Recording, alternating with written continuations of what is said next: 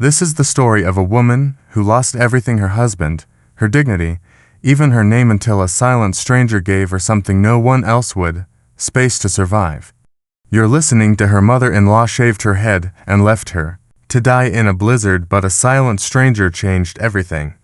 The wind that night didn't howl, it screamed. A raw, biting roar that rattled the boards of the old shed like it wanted in. Inside, Unia sat on the splintered floor with her arms wrapped around her children.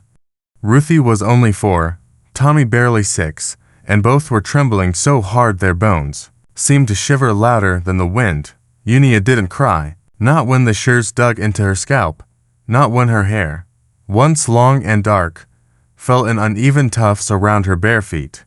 Ada, her mother-in-law, stood above her with a glassy-eyed look and fists that never unclenched. Her breath reeked of liquor. Her voice was harsh, slurred by grief and something far older than sadness, resentment that had curdled over years. You think pity fills a belly? Ada barked, tossing a ragged piece of hair into the dirt. My boy's dead, and all that's left is you, a mouth that eats, a shadow that cries. You think I owe you something? Unia said nothing. Words were dangerous around Ada. Words invited worse. Instead, she focused on Ruthie's damp fingers clinging to her neck and on the sound of Tommy's shallow breathing as he tried not to sob. Unia had already learned that tears made Ada angrier. Ada gave one last snip, then dropped the shears and spat on the floor. There, now they'll see you for what you are. Shame wrapped in skin, she stepped back with a satisfied sneer, then walked out. The door slammed. The iron latch dropped into place with a finality that echoed through Unia's chest. She was locked in with 2 children, a thin wool blanket, and the storm clawing at the corners of the world. No fire, no straw, no comfort, just a single can of beans rolling under a shelf, and the bitter smell of mold and rot clinging to the corners. The cold sank into her bones, slowly at first, a creeping kind of cruelty.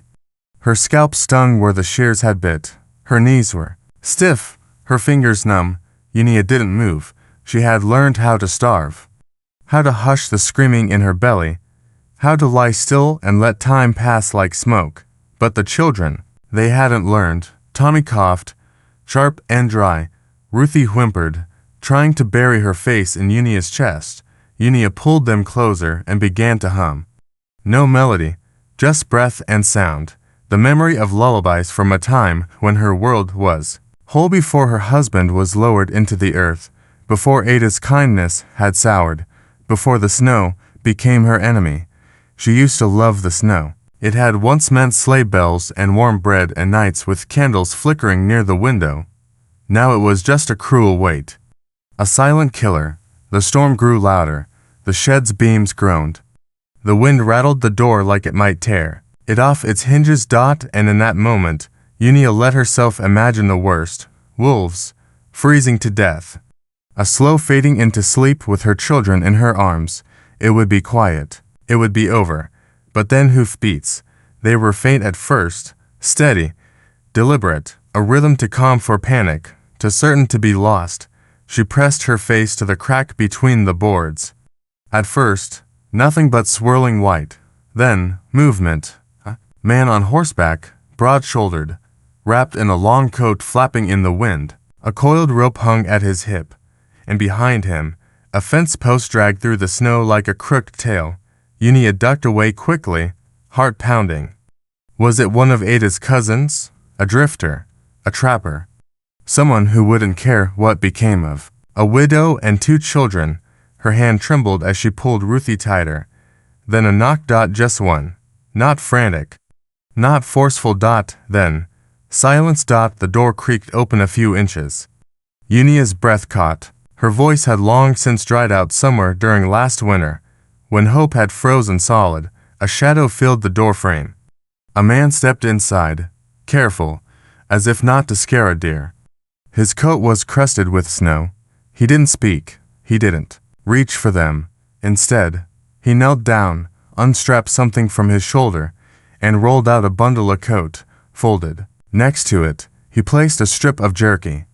A biscuit, hard and cracked but real. and a flask. Steam curled from its spout. Unia's mouth watered before she could stop it. Ruthie leaned toward it, but Unia caught her by the sleeve, holding her back. She didn't trust it.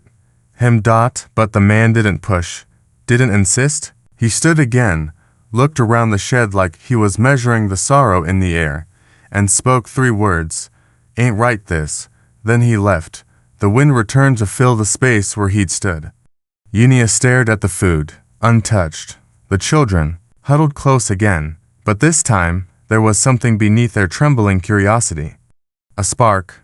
She didn't know if he would return, didn't know if it was a trick, didn't know anything except that for the first time in months someone had opened a door and not slammed it shut.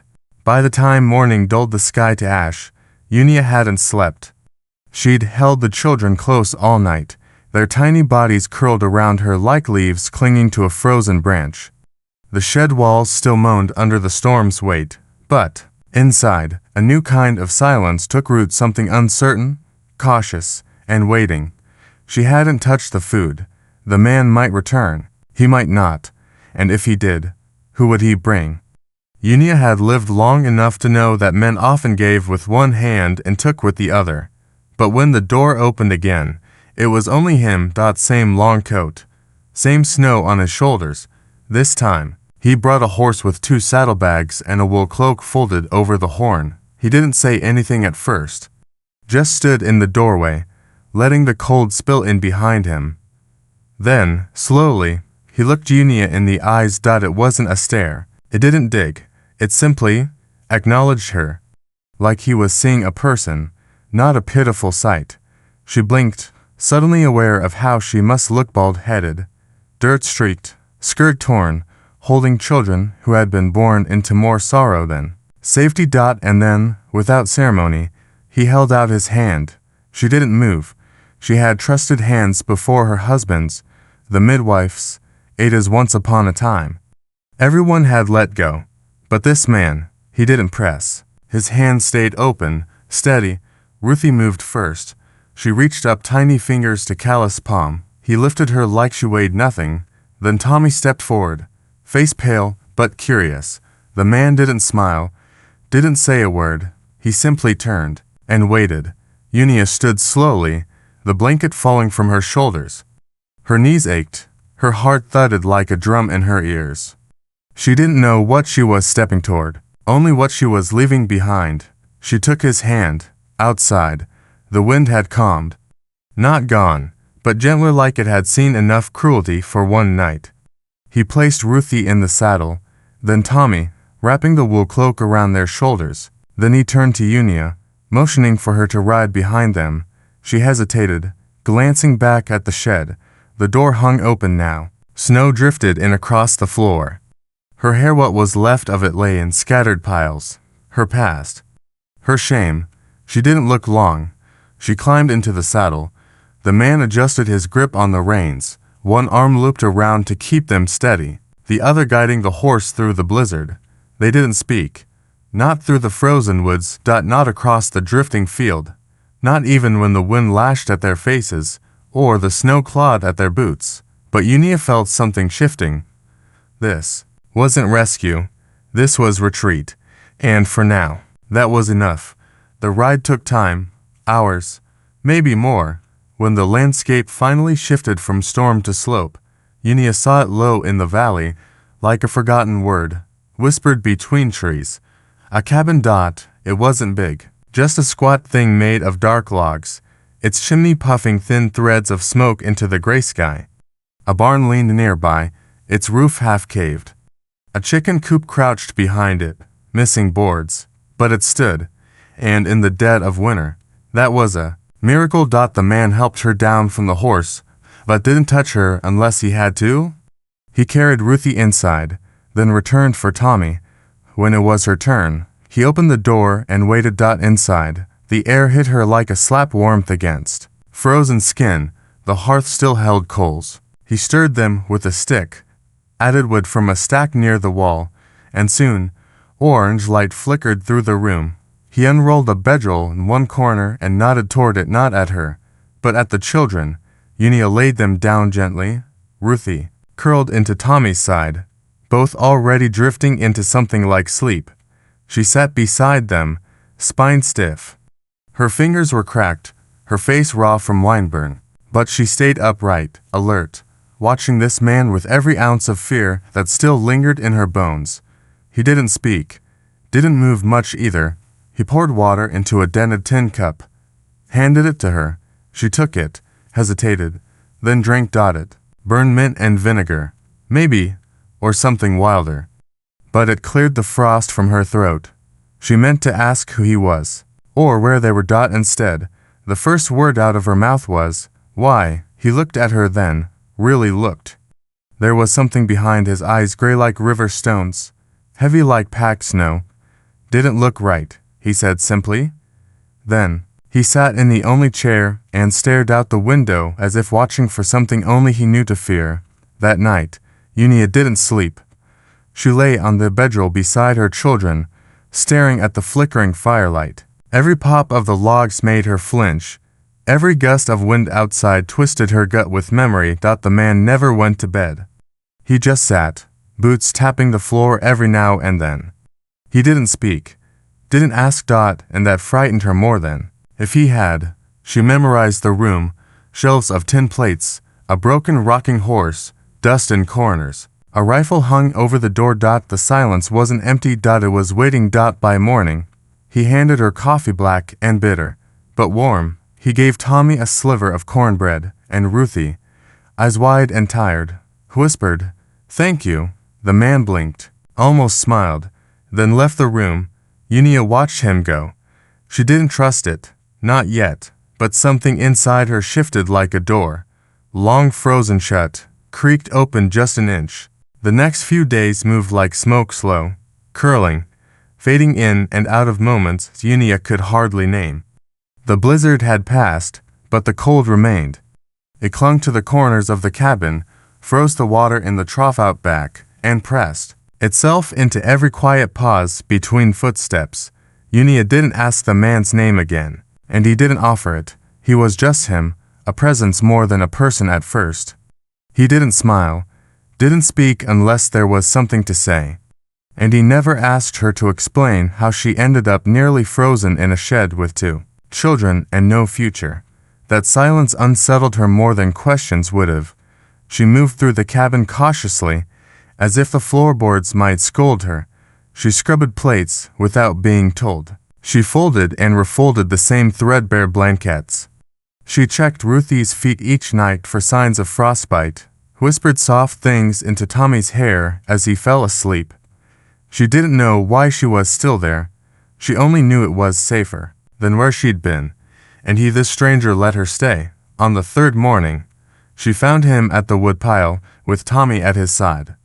The boy had taken to watching the man with wide, serious eyes, mimicking his movements without saying a word. Unia leaned against the doorway, a cup of water in her hand, and watched them split logs in near silence. The man handed Tommy a small piece of kindling, and the boy carried it like it was gold.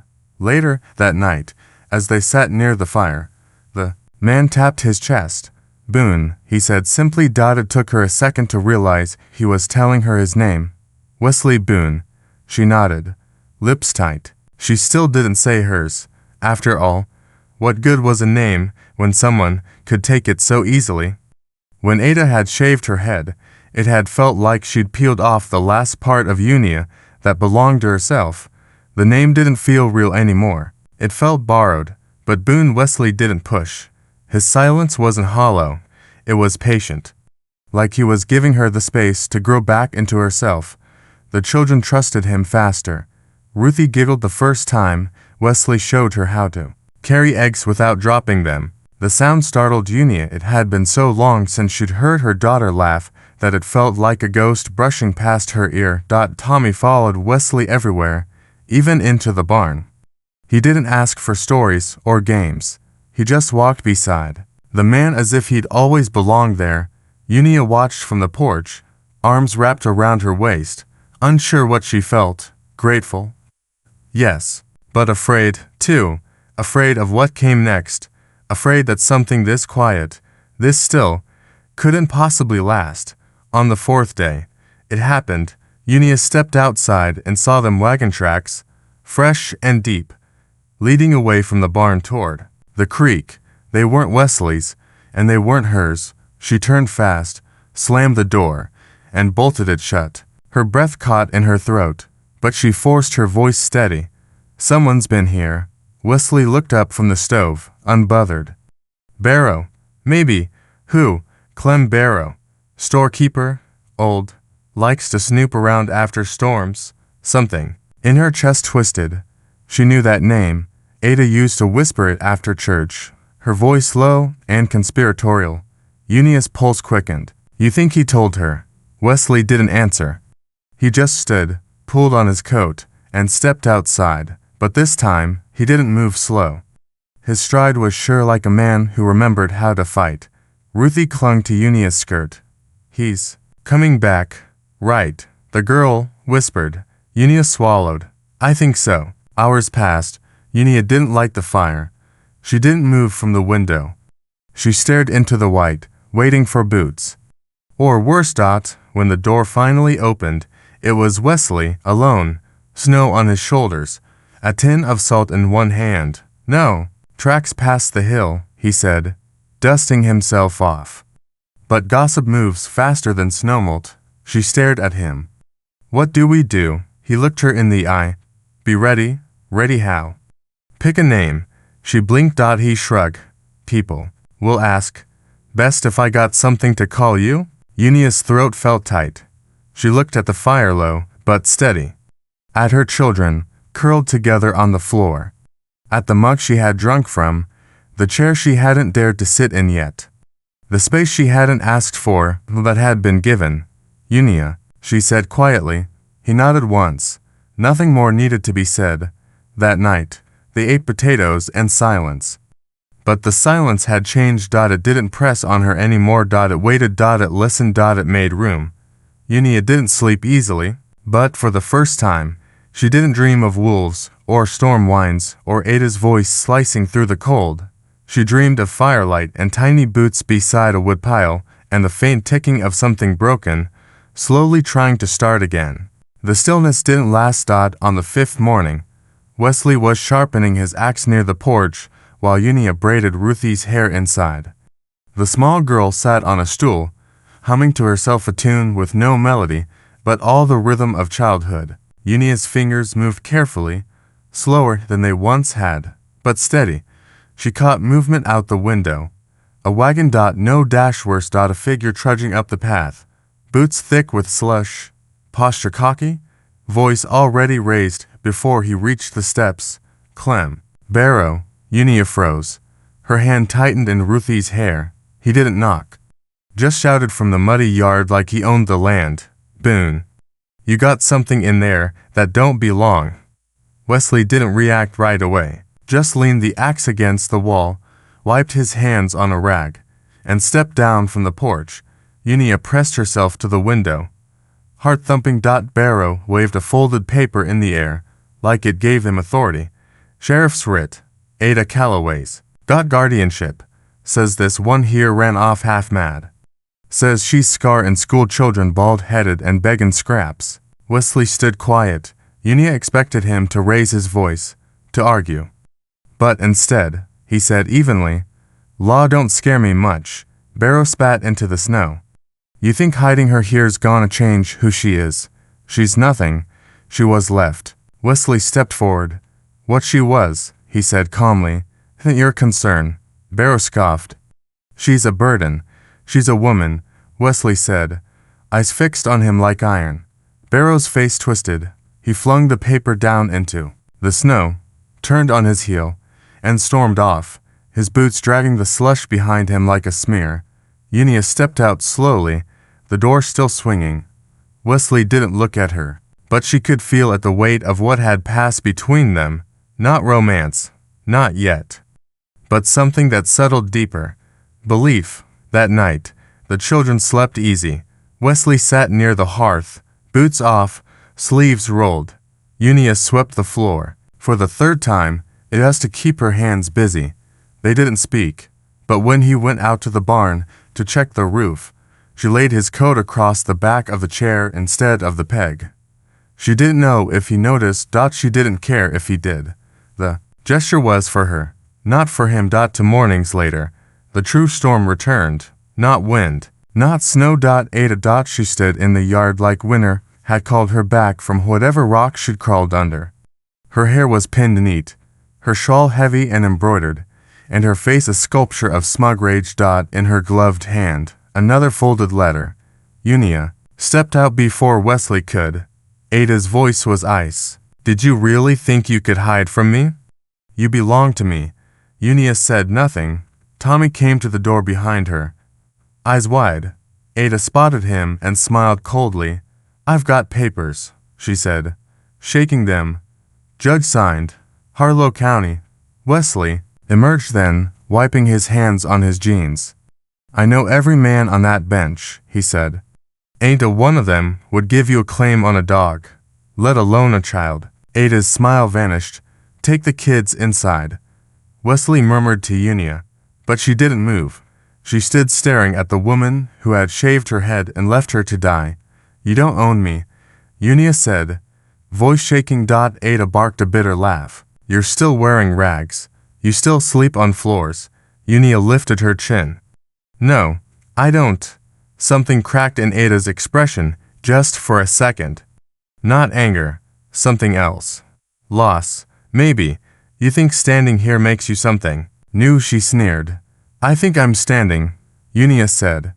And you didn't think I would. Ada's mouth opened, then closed. Her eyes flicked between Unia and Wesley. You'll regret this. I already regret not saying it sooner. Ada turned, trudging back through the melting snow. The tin bell tied to her wagon jangled once, then faded. She never looked back, and that was the last time any of them saw her. That night, Unia sat by the fire while Wesley poured coffee. The children curled on a blanket like puppies in a den. Everything was quiet except the ticking. She turned. On the mantel sat the wristwatch Wesley had given her to fix. The cracked glass was replaced. The gears polished. It ticked. A small, steady sound, but enough.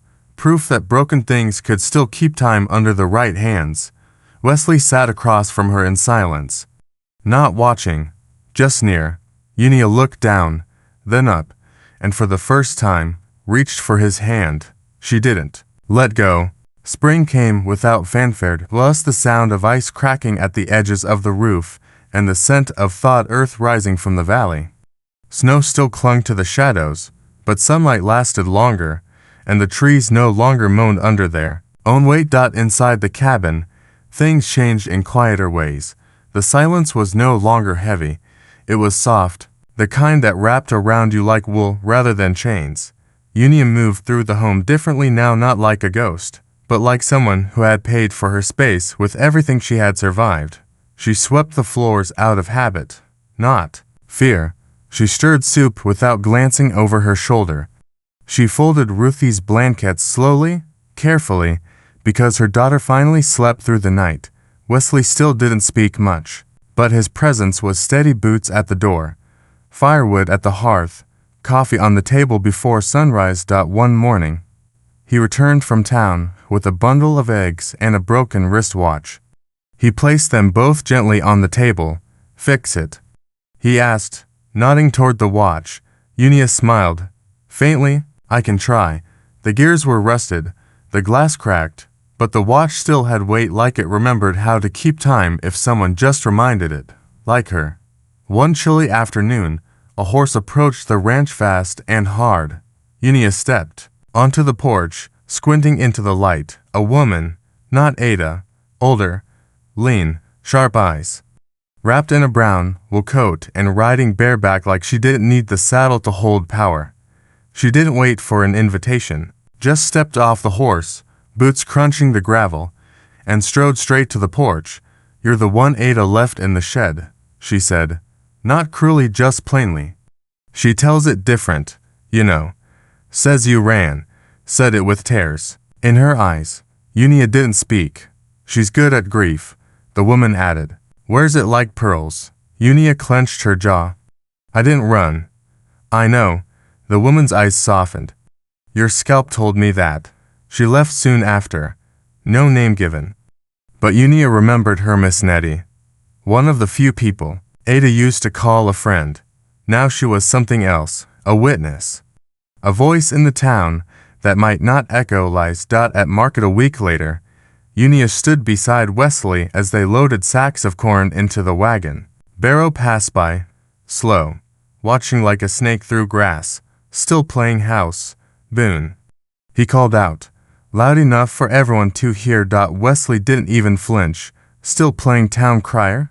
Barrow, he said, tying the last knot tight. The insult didn't even sting.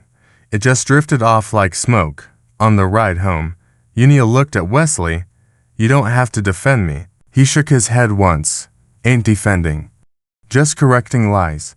She didn't answer, but when they returned, she laid his coat over the back of his chair again.